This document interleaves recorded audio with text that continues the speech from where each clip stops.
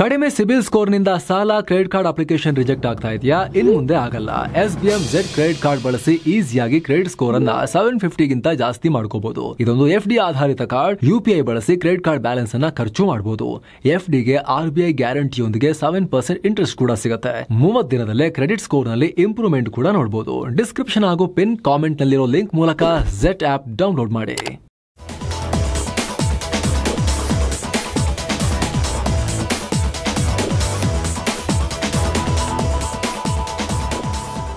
Hi friends, ಇದು mastmaga.com ನ international bulletin ಸುತ್ತು ಜಗತ್ತು. ನಾನು ಅಮರ್ ಪ್ರಸಾದ್. ಭಾರತ ಅಮೆರಿಕ ಸಂಬಂಧ ಮತ್ತಷ್ಟು ಹಳ್ಳ ಹಿಡಿಯೋ ರೀತಿ ಕಾಣಿಸ್ತಾ ಇದೆ.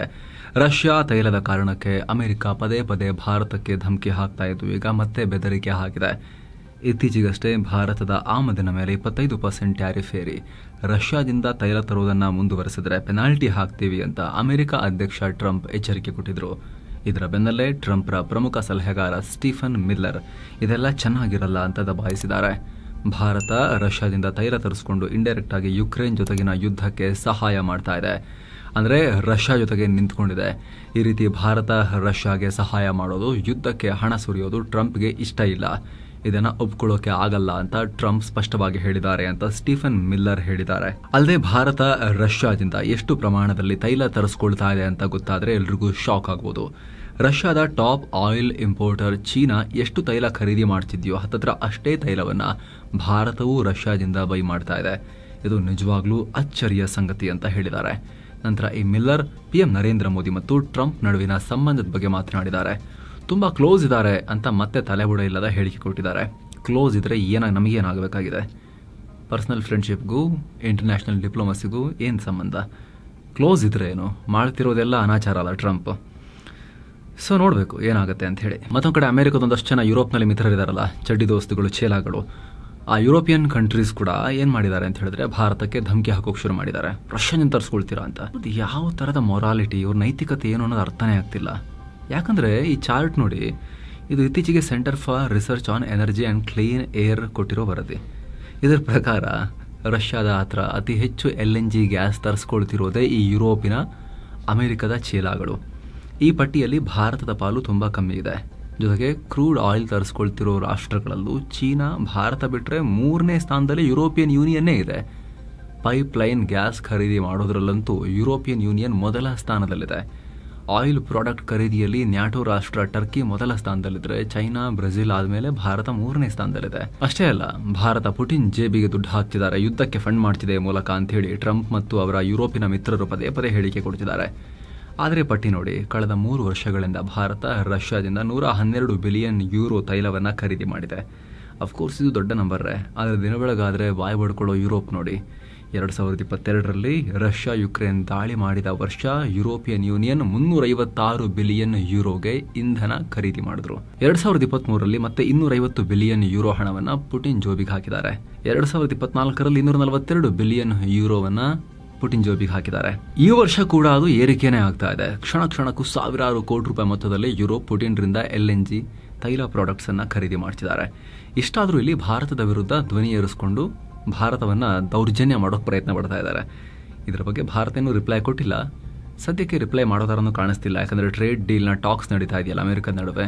ಈ ಟ್ರಂಪ್ ಹುಚ್ಚಾಟಕ್ಕೆ ಮತ್ತೊಂದಷ್ಟು ಏನಕ್ಕೆ ಬೆಂಕಿ ಹಾಕೋದು ಅಂತ ಹೇಳಿ ಭಾರತ ಸ್ವಲ್ಪ ಸೈಲೆಂಟ್ ಅಪ್ರೋಚ್ ಅನ್ನು ತನ್ನದಾಗಿಸ್ಕೊಂಡಿದೆ. ಅಲ್ಲಿ ನೋಡಬೇಕು. ಆದರೆ ಈ ರಷ್ಯಾ ತೈಲ ವಿಚಾರಕ್ಕೆ ಅಮೆರಿಕ ವಿರುದ್ಧ ಚೀನಾ ತಿರುಗಿ ಬಿದ್ದಿದೆ. ಇತ್ತೀಚೆಗೆ ರಷ್ಯಾ ಮತ್ತು ಇರಾನ್ನಿಂದ ಚೀನಾ ತೈಲ ತರಿಸ್ಕೊಳ್ಳೋದು ಅಮೆರಿಕಕ್ಕೆ ಸ್ವಲ್ಪನೂ ಇಷ್ಟ ಇಲ್ಲ. ಅಮೆರಿಕ ಮತ್ತು ಚೀನಾ ನಡುವಿನ ವ್ಯಾಪಾರ ಮಾತುಕತೆ ಕೂಡ ಇನ್ನು ಫೈನಲ್ ಆಗಿಲ್ಲ ಅಂತ ಅಮೆರಿಕ ಹೇಳಿತ್ತು. ಅಷ್ಟೇ ಅಲ್ಲ, ರಷ್ಯಾ ಮತ್ತು ಇರಾನ್ನಿಂದ ತೈಲ ತರೋದನ್ನು ನಿಲ್ಲಿಸುವಂತೆ ಅಮೆರಿಕ ವ್ಯಾಪಾರ ಒಪ್ಪಂದದಲ್ಲಿ ಕಂಡೀಷನ್ ಕೂಡ ಹಾಕಿತ್ತು. ಇದನ್ನು ಚೀನಾ ನಿರಾಕರಿಸಿದೆ. ಆದರೆ ನಾವೇ ನಿಮ್ಮ ಗುಲಾಮರಲ್ಲ ಅನ್ನೋ ಥರ ಚೀನಾ ಬೆಂಕಿ ಕಾರಿದೆ.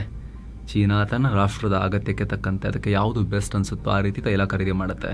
ಈ ವಿಚಾರದಲ್ಲಿ ನೀವು ಯಾರು ಕೇಳೋಕೆ? ನಿಮ್ಮ ಉಪದೇಶ ಬೇಡ. ಅಮೆರಿಕ ಚೀನಾ ಮೇಲೆ ಒತ್ತಡ ಹೇರೋಕೆ ನೋಡಿದ್ರೆ ಅದು ಕೆಲಸಕ್ಕೆ ಬರಲ್ಲ. ಚೀನಾ ತನ್ನ ಸಾರ್ವಭೌಮತ್ವ, ಭದ್ರತೆ ಮತ್ತು ಅಭಿವೃದ್ಧಿ ಹಿತಾಸಕ್ತಿಯ ರಕ್ಷಣೆಗೆ ಕಮಿಟ್ ಆಗಿದೆ ಅಂತ ಓಪನ್ ವಾರ್ನಿಂಗ್ ಕೊಟ್ಟಿದೆ. ಇದೆಲ್ಲದರ ಮಧ್ಯೆ ಟ್ರಂಪ್ ತಮ್ಮ ನೊಬೆಲ್ ಅಭಿಯಾನವನ್ನು ಮುಂದುವರೆಸಿದ್ದಾರೆ. ಮತ್ತೆ ಭಾರತ ಪಾಕ್ ಸಂಘರ್ಷ ಸೇರಿ ವಿಶ್ವದ 5 ಸಂಘರ್ಷವನ್ನು ನಾನೇ ನಿಲ್ಲಿಸಿದ್ದೀನಿ ಅಂತ ಹೇಳ್ಕೊಂಡಿದ್ದಾರೆ. ಬರ್ತಾ ಬರ್ತಾ ಇದು ಏನಾಗ್ತಿದೆ ಅಂದ್ರೆ ಒಳ್ಳೆ ಜೋಕರ್ ತರ ಕಾಣಿಸೋಕೆ ಶುರು ಮಾಡಿದ್ದಾರೆ. ಎಷ್ಟು ಸಲ ಹೇಳಿದನ್ನೇ ಹೇಳ್ತಾರೆ ಇವರು ಯಾಕೋ ಅಮೆರಿಕದ ಅಧ್ಯಕ್ಷ ಹುದ್ದೆಯನ್ನ ಸ್ಟ್ಯಾಂಡ್ ಅಪ್ ಕಾಮಿಡಿ ಸ್ಟೇಜ್ಗೆ ಡೌನ್ ಮಾಡದಂಗೆ ಕಾಣಿಸ್ತಿದೆ, ಆ ಲೆವೆಲ್ಗೆ ಇಳಿಸ್ದಂಗೆ ಕಾಣಿಸ್ತಾ ಇದೆ. ಸುಮ್ಮನೆ ಹೇಳ್ತಿಲ್ಲ ನಾವು ನೋಡಿ, ಮುಂದೆ ನೋಡಿ ಸ್ನೇಹಿತರೆ, ಸುದ್ದಿ ನೀವು ನಿಮ್ಮ ಕಣ್ಣಾರೆ ನೋಡಬೇಕು, ಕಿವಿಯಾರೆ ಕೇಳಬೇಕು. ಇವೆಲ್ಲ ಏನು ಹೇಳಿದ್ದಾರೆ ಗೊತ್ತಾ?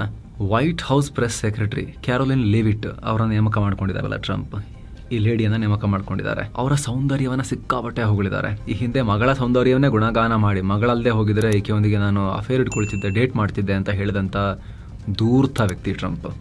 ಮಗಳಿಗೆ ಐವಾಂಕಾ ಟ್ರಂಪ್ಗೆ ಇವಾಗ ಅವರ ಪ್ರೆಸ್ ಸೆಕ್ರೆಟರಿನೂ ಬಿಟ್ಟಿಲ್ಲ. ಏನು ಹೇಳಿದ್ದಾರೆ ಗೊತ್ತಾ?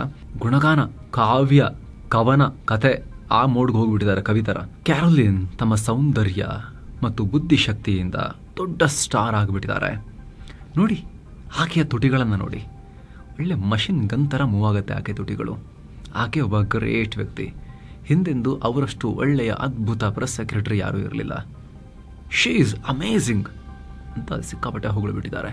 ಮತ್ತೊಂದು ಕಡೆ ಮುನೀರನ ಪಾಕಿಸ್ತಾನ ಇರಾನ್ನೊಂದಿಗೆ ವ್ಯಾಪಾರ ಸಂಬಂಧವನ್ನು ಹೆಚ್ಚಿಸೋಕೆ ಮುಂದಾಗಿದೆ. ಏನು ಮಾಡ್ತಾರಂತ ಗೊತ್ತಿಲ್ಲ. ವಾರ್ಷಿಕವಾಗಿ ದ್ವಿಪಕ್ಷೀಯ ವ್ಯಾಪಾರವನ್ನು $10 ಬಿಲಿಯನ್ ಏರಿಸೋಕೆ ಪಾಕ್ ಮತ್ತು ಇರಾನ್ ಒಪ್ಕೊಂಡಿವೆ. ಇರಾನ್ನಿಂದ ಅಟ್ಲೀಸ್ಟ್ ತೈಲನಾರ ತರಿಸ್ಕೊಳ್ಬಹುದು, ಅಮೆರಿಕ ಬಿಟ್ಟರೆ ಪಾಕಿಸ್ತಾನದವರು. ಆದರೆ ಇರಾನ್ ಏನು ಮಾರ್ತಾರೆ? ಈರುಳ್ಳಿ, ಆಲೂಗೆಡ್ಡೆ ಮತ್ತು ಕತ್ತೆಗಳನ್ನು ಬಿಟ್ಟು, ಅದು ಬಿಟ್ಟರೆ ಉಗ್ರ ಸ್ಟಾರ್ಟ್ಅಪ್ಗಳಿದ್ದಾವೆ. ಏನು ಮಾರ್ತಾರೆ ಅಂತ ಗೊತ್ತಿಲ್ಲ. ಪಾಕಿಸ್ತಾನದವರು ಒಪ್ಪಂದ ಮಾಡಿಕೊಂಡಿದ್ದಾರೆ. ಜೊತೆಗೆ ಶಾಂತಿಯುತ ಉದ್ದೇಶಕ್ಕೆ ಪರಮಾಣು ಕಾರ್ಯಕ್ರಮ ಮಾಡೋ ಹಕ್ಕು ಇರಾನ್ಗಿದೆ. ಪಾಕಿಸ್ತಾನ ಸಪೋರ್ಟ್ ಮಾಡುತ್ತೆ, ಇರಾನ್ ಜೊತೆ ನಿಲ್ಲುತ್ತೆ ಅನ್ನೋ ಹೇಳಿಕೆ ಕೂಡ ಕೊಟ್ಟಿದ್ದಾರೆ. 2024ರಲ್ಲಿ ಪಾಕ್ ಮತ್ತು ಇರಾನ್ ನಡುವೆ ಸುಮಾರು $2.75 ಬಿಲಿಯನ್ ವ್ಯಾಪಾರ ಆಗಿತ್ತು. ಮತ್ತೊಂದು ಕಡೆ ಹಮಸ್ನ ಕ್ರೌರ್ಯ ಜಗಜ್ಜಾಹೀರಾಗಿದೆ. ಇಸ್ರೇಲ್ನ ಇಬ್ಬರು ಒತ್ತೆಯಾಳುಗಳ ವಿಡಿಯೋವನ್ನು ರಿಲೀಸ್ ಮಾಡಿದ್ದಾರೆ. ವಿಡಿಯೋದಲ್ಲಿರೋರನ್ನ ರೋಮ್ ಬ್ರಾವ್ಸ್ಲಾವ್ಸ್ಕಿ ಮತ್ತು ಎವ್ಯಾಟರ್ ಡ್ಯಾವಿಡ್ ಅಂತ ಗುರುತಿಸಲಾಗಿದೆ. ವೀಕ್ ಆಗಿದ್ದಾರೆ, ಸಣಕಲು ದೇಹವನ್ನ ಹೊಂದಿರೋರಾಗಿದ್ದಾರೆ. ಈಗ ಅವರು ಚೆನ್ನಾಗಿದ್ದವರು ಈ ತರ ಮಾಡಿದ್ದಾರೆ. ಹಮಸ್ನವ್ರನ್ನ ಅಂಡರ್ ಗ್ರೌಂಡ್ ಟನಲ್ ಒಳಗೆ ತಮ್ಮ ಸಮಾಧಿಯನ್ನ ತಾವೇ ತೋಡ್ತಿರುವುದು ವಿಡಿಯೋದಲ್ಲಿ ಕ್ಯಾಪ್ಚರ್ ಮಾಡಲಾಗಿದೆ. ಈ ವೇಳೆ ಮಾತನಾಡಿದ ಓರ್ವ ಇಸ್ರೇಲ್ ಒತ್ತೆಯಾಳು, ನಾನೀಗ ನನ್ನ ಸಮಾಧಿಯನ್ನು ತೋಡ್ತಾ ಇದ್ದೀನಿ. ಪ್ರತಿದಿನ ನನ್ನ ದೇಹ ದುರ್ಬಲವಾಗ್ತಿದೆ. ನಾನೀಗ ನೇರವಾಗಿ ನನ್ನ ಸಮಾಧಿ ಒಳಗೆ ಹೋಗ್ತಿದ್ದೀನಿ. ರಿಲೀಸ್ ಆಗೋವರೆಗೆ ಕಾಯೋಕೆ ನಮ್ಮ ಹತ್ರ ಟೈಮ್ ಇರಲ್ಲ ಅಂತ ಹೇಳಿದ್ದಾರೆ. ಈ ವಿಡಿಯೋವನ್ನ European Union, Britain, France, Germany ಖಂಡಿಸಿವೆ.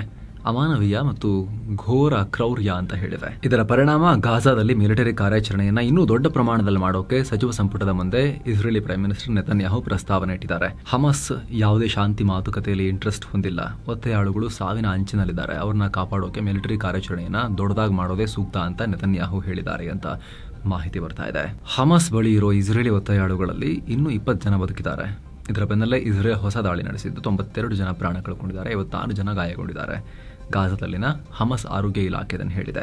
ಬರೋಬ್ಬರಿ 154 ಅಕ್ರಮ ವಲಸಿಗರನ್ನ ಹೊತ್ತು ಸಾಕ್ತಾ ಇದ್ದ ದೋಣಿಯೊಂದು ಯೆಮೆನ್ನ ಕರಾವಳಿ ತೀರದಲ್ಲಿ ಮುಳುಗಿ ಹೋಗಿದೆ. ಪರಿಣಾಮ ಆಫ್ರಿಕಾದ 68 ವಲಸಿಗರು ಪ್ರಾಣ ಕಳ್ಕೊಂಡಿದ್ದು 74 ಜನ ನಾಪತ್ತೆಯಾಗಿದ್ದಾರೆ. 10 ಜನರನ್ನ ರಕ್ಷಿಸಲಾಗಿದೆ. ಈ ದೋಣಿ ಆಫ್ರಿಕಾದಿಂದ ಸೊಮಾಲಿಲ್ಯಾಂಡ್ ಅಥವಾ ಡಿಜಿಬೋಟಿ ಕಡೆಗೆ ಹೊರಟಿತ್ತು ಅಂತ ಹೇಳಲಾಗ್ತಿದೆ.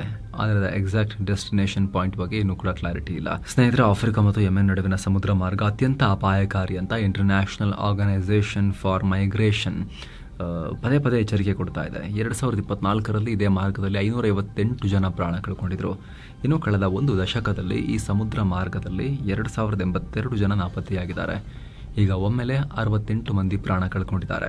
ಫಿಲಿಪೈನ್ಸ್ ಅಧ್ಯಕ್ಷ ಫರ್ಡಿನಾಂಡ್ ರೊಮುಲ್ಡೆಸ್ ಮಾರ್ಕೋಸ್ ಜೂನಿಯರ್ ಭಾರತ ಪ್ರವಾಸ ಕೈಗೊಂಡಿದ್ದಾರೆ. ಆಗಸ್ಟ್ 4ಕ್ಕೆ ಬಂದು ಆಗಸ್ಟ್ 8 ತನಕ ಸುದೀರ್ಘ ಭಾರತ ಪ್ರವಾಸವನ್ನು ಕೈಗೊಂಡಿದ್ದಾರೆ. ಈ ಭೇಟಿ ವೇಳೆ ಮಾರ್ಕೋಸ್ ಜೂನಿಯರ್ ವಿದೇಶಾಂಗ ಸಚಿವ ಎಸ್ ಜೈಶಂಕರ್ ಅನ್ನ ಮೀಟ್ ಮಾಡ್ತಾರೆ. ಆಗಸ್ಟ್ 5ಕ್ಕೆ ರಾಜ್ಘಾಟ್ಗೆ ತೆರಳಿ ಮಹಾತ್ಮ ಗಾಂಧಿ ಸಮಾಧಿಗೆ ನಮನ ಸಲ್ಲಿಸ್ತಾರೆ. ಹಾಗೆ ಅದೇ ದಿನ ಪಿಎಂ ನರೇಂದ್ರ ಮೋದಿ ಅವರೊಂದಿಗೆ ದ್ವಿಪಕ್ಷೀಯ ಮೀಟಿಂಗ್ ನಡೆಸ್ತಾರೆ. ಡಿಫೆನ್ಸ್, ಸೆಕ್ಯೂರಿಟಿ, ಕಡಲ ಸಹಕಾರ, ಕೃಷಿ, ಹೆಲ್ತ್ ಕೇರ್ ಹೀಗೆ ವಿವಿಧ ಕ್ಷೇತ್ರದಲ್ಲಿ ಪರಸ್ಪರ ಸಹಕಾರವನ್ನು ಹೆಚ್ಚಿಸುವ ಬಗ್ಗೆ ಚರ್ಚೆ ನಡೆಯುತ್ತೆ. ಇನ್ನು ಕೇಂದ್ರ ಆರೋಗ್ಯ ಮಂತ್ರಿ ಜೆ.ಪಿ. ನಡ್ಡಾ ಹಾಗೂ ರಾಷ್ಟ್ರಪತಿ ದ್ರೌಪದಿ ಮುರ್ಮು ಜೊತೆಗೂ ಕೂಡ ಮಾತುಕತೆ ನಡೆಸ್ತಾರೆ. ಇದಾದ ಬಳಿಕ ರಾಜ್ಯಪಾಲ ತಾವರ್ಚಂದ್ ಗೆಹ್ಲೋಟ್ ಅವರನ್ನ ಕೂಡ ಭೇಟಿಯಾಗ್ತಾರೆ. ಯಾಕಂದ್ರೆ ಬೆಂಗಳೂರಿಗೆ ಬರ್ತಾರಲ್ಲ, ಆ ಟೈಮ್ನಲ್ಲಿ ಬೆಂಗಳೂರಲ್ಲಿ ವ್ಯಾಪಾರ ಮತ್ತು ತಂತ್ರಜ್ಞಾನ ಕ್ಷೇತ್ರದಲ್ಲಿ ಹೂಡಿಕೆ ಮಾಡೋ ಬಗ್ಗೆ ಮಾತುಕತೆ ನಡೆಸ್ತಾರೆ. ಇನ್ನು ಭಾರತ ಫಿಲಿಪೈನ್ಸ್ ನಡುವಿನ ರಾಜತಾಂತ್ರಿಕ ಸಂಬಂಧ 75ನೇ ವರ್ಷ ಪೂರೈಸುತ್ತಿರೋ ಹೊತ್ತಲ್ಲಿ ಫಿಲಿಪೈನ್ಸ್ ಅಧ್ಯಕ್ಷರ ಭೇಟಿ ಮಹತ್ವ ಪಡ್ಕೊಳ್ತಾ ಇದೆ. ಅಂದಹಾಗೆ ಎರಡೂ ರಾಷ್ಟ್ರಗಳ ಮಧ್ಯೆ ಕಳೆದ ವರ್ಷ ಸುಮಾರು $3.53 ಬಿಲಿಯನ್ ವ್ಯಾಪಾರ ನಡೆದಿದೆ. ಇದರಲ್ಲಿ ಭಾರತವೇ $2.9 ಬಿಲಿಯನ್ ವಸ್ತುಗಳನ್ನ ಫಿಲಿಪೈನ್ಸ್ಗೆ ಕಳಿಸುತ್ತೆ. ಭಾರತ ಫಿಲಿಪೈನ್ಸ್ಗೆ ಫಾರ್ಮಾಸ್ಯೂಟಿಕಲ್ಸ್, ಕಬ್ಬಿಣ, ಉಕ್ಕು, ಪ್ಲಾಸ್ಟಿಕ್ ಮೆಟೀರಿಯಲ್ಸ್ ಕಳಿಸಿದ್ರೆ ಫಿಲಿಪೈನ್ಸ್ ಎಲೆಕ್ಟ್ರಾನಿಕ್ಸ್ ಆ್ಯಂಡ್ ಸೆಮಿಕಂಡಕ್ಟರ್ಸ್, ತಾಮ್ರ, ಪ್ಲೈವುಡ್ನಂಥ ಕಟ್ಟಿಗೆ ವಸ್ತುಗಳನ್ನು ಕೂಡ ಭಾರತಕ್ಕೆ ರಫ್ತು ಮಾಡುತ್ತೆ. ಇದರ ಬಗ್ಗೆ ಪ್ರತ್ಯೇಕ ರಿಪೋರ್ಟ್ ಬರುತ್ತೆ. ಯಾಕೆ, ಏನು, ಫಿಲಿಪೈನ್ಸ್ ಯಾಕೆ ಮುಖ್ಯ ಅಂತ ಅದನ್ನು ಮಿಸ್ ಮಾಡದೆ ನೀವು ನೋಡ್ಬೋದು. ಪಬ್ಲಿಷ್ ಆದಾಗ ಇಲ್ಲಿ ಬಂದಿರುತ್ತೆ. ಕ್ಲಿಕ್ ಮಾಡೋ ಮೂಲಕ ನೀವು ಈ ವಿಡಿಯೋಗೆ ಜಂಪ್ ಆಗ್ಬೋದು. Thank you so much. ಮತ್ತೆ ಭೇಟಿ ಆಗ್ತಿರೋಣ ಸ್ನೇಹಿತರೆ. ನಮಸ್ತೆ.